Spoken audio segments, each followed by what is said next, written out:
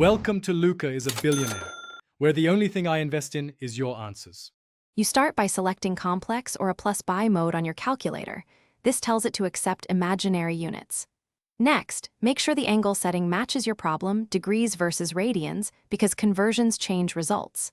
Then verify the input format. Some calculators need I, others use J. Know which one. Once done, check decimals and parentheses behavior so negative signs and fractions are handled correctly. That prevents sign errors before you type any numbers. You now enter the complex number. Type the real part, then plus or then the imaginary coefficient followed by I. For example, 3 plus 4i. If the imaginary part is 1, type plus 1i or just plus I depending on your calculator. For expressions, wrap each complex factor in parentheses so operations follow order.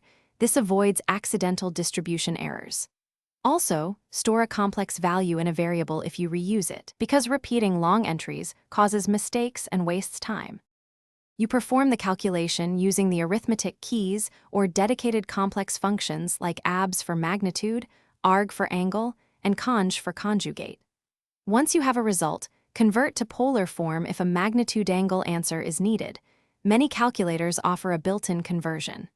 Make sure to reevaluate step by step if the output looks off. If you get unexpected results, check the calculator mode. Confirm parentheses and the I notation are correct, and re-enter the. Thanks for watching and please subscribe. It's the best investment you'll ever make.